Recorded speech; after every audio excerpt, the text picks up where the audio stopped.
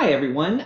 Chapter 10, all about employee separation and retention. So, you know, we can do everything in the world. We can have a great organization, we can have a good culture, we can pay well, et cetera, et cetera. And there are times where employees separate from the organization. It's just kind of a fact of life. And people leave the organization for a multitude of reasons.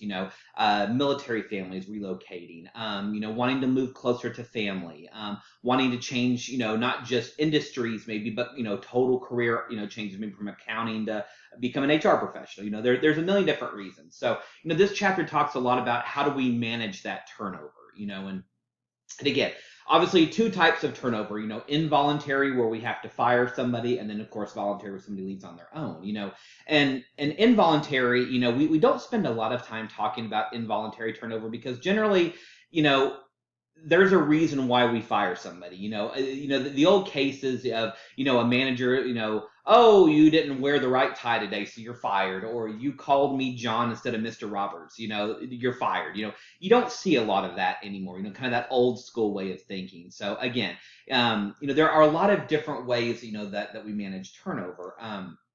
On page 447, and again, I pulled it's kind of this little small table right here. Kind of hard to see. It's table 10.1 about the 6 determinants of kind of justice, and make sure you read through those 6. It talks about, consistency, bias suppression, correctability, things along those lines. Those are all really important to kind of understand that process. So make sure you read through that.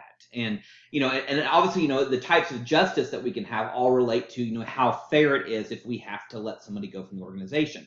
I think it's table 10.3. I'm sorry, I didn't pull the page out of the book, but table 10.3 talks about progressive discipline. And I think this is, and again, I've been in employee relations a long time.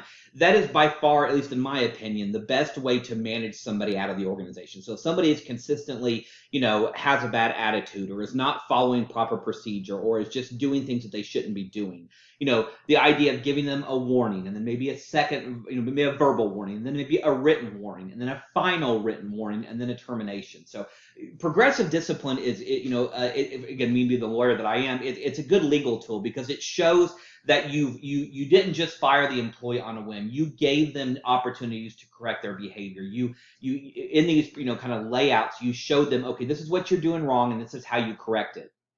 Whether that's an attitude adjustment, whether that's the way they do their job, whatever it is, progressive discipline works. And more importantly, it's a good, safe legal protection for you as the organization. Should the employee ever say, oh, I was fired illegally or I was fired for no reason, progressive discipline kind of helps resolve that. So make sure you read about that in this chapter. So.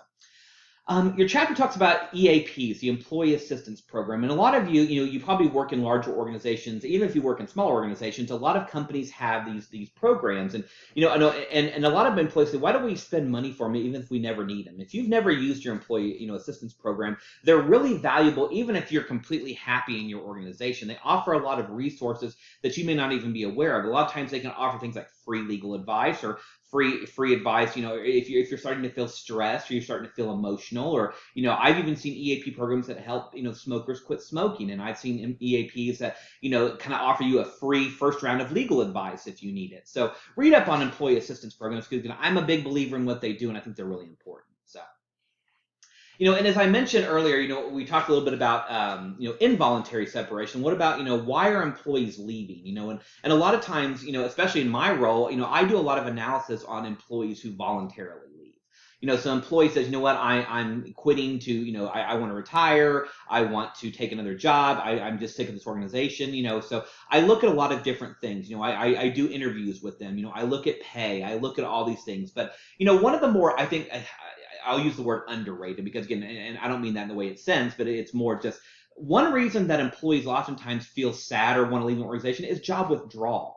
And your book talks about what job withdrawal means. And, it gets to a point where employees just don't feel like they're part of the organization anymore. They stop doing their job. They kind of, check out mentally, if you will. So make sure you read about those details. And again, we could probably develop an entire HR course just on employee separation and retention. So again, it's a shorter chapter, but I think a really important chapter for you to know. So that's it for kind of this for this week's module. And if you have any questions, let me know, and we'll talk soon.